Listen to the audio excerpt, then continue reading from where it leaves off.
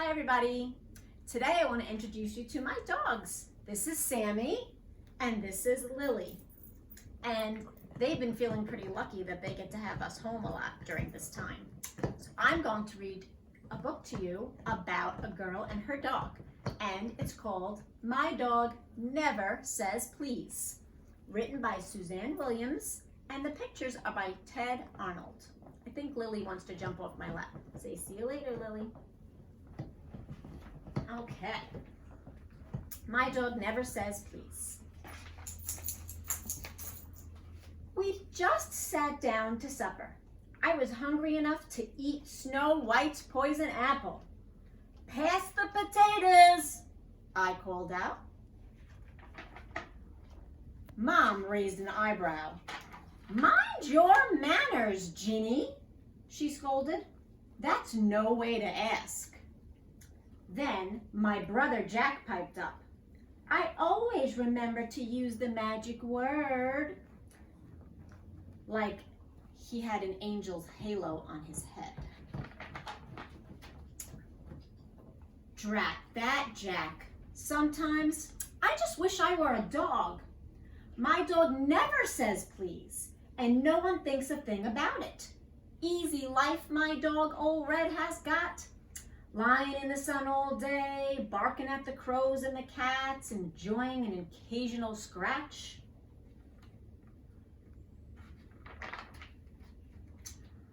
At dinner, I grabbed a chicken leg as the platter went sailing by, and I tore into it, pretending like I was a dog with a bone. Right? Like Sammy. Chew with your mouth closed, Ginny, Pa said sternly. No one wants to see what's going on inside your mouth. And use your napkin, said Mom. You've got gravy on your chin.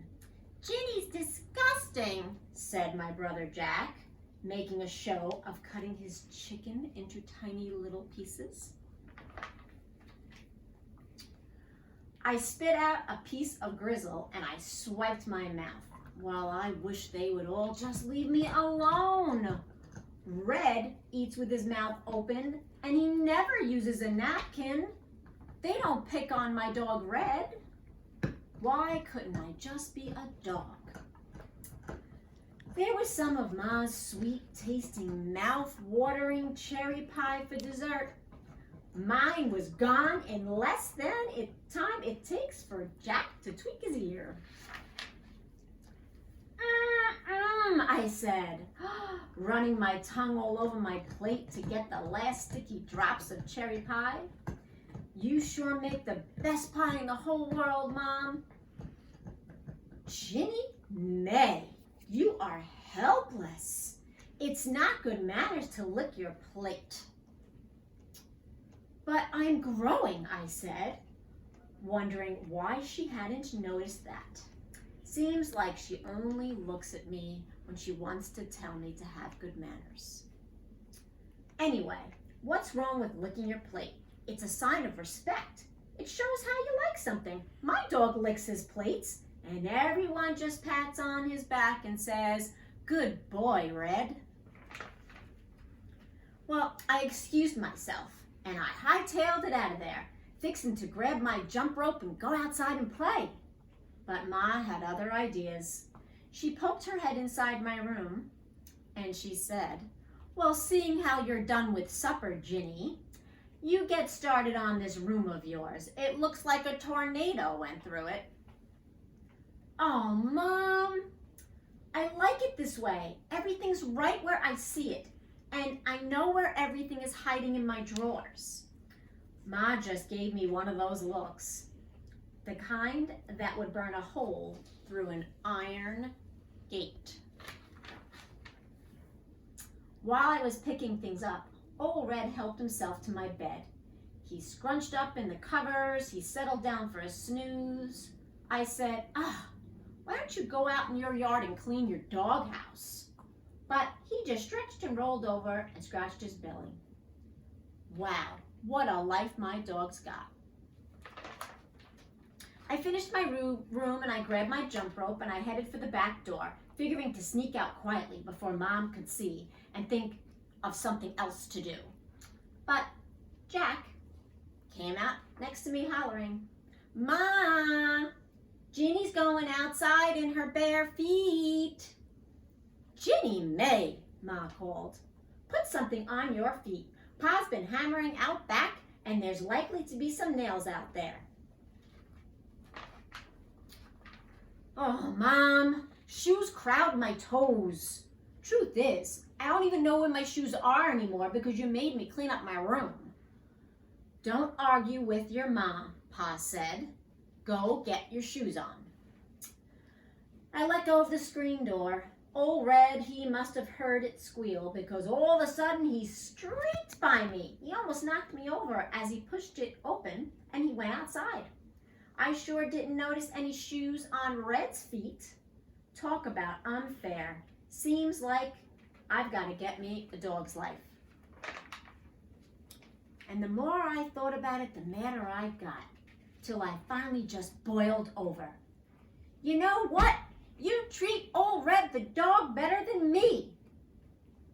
Correcting my manners, making me work all the time, and you know what? I hate wearing shoes and I want to be a dog. Well, then try as I might to hold them back, tears poured out of my eyes like a waterfall. Ma hurried over and laid her hand on my shoulder. Jack snickered, but Pa told him to stop. Pa scratched his head and said, "You want to be a dog?" "Yup," I said. "I sure do." Look at that. There she is, pretending to be a dog. They're running together. She's running outside. They're looking at a cat in the tree.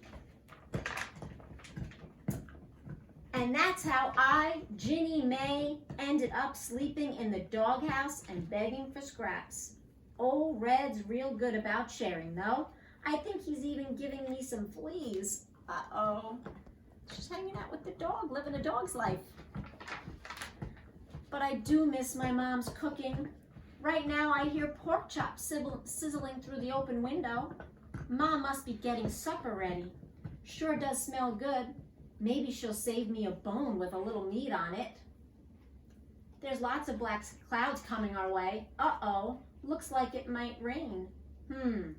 I wonder if this doghouse leaks. Pa says I can go back to being myself anytime I'd mind to. So maybe I'll just saunter on in and wash up for a supper and be a little girl again. The end. I bet you all have very good manners at home. So, I thought after I was done reading the story, I would show you Harry and Henrietta.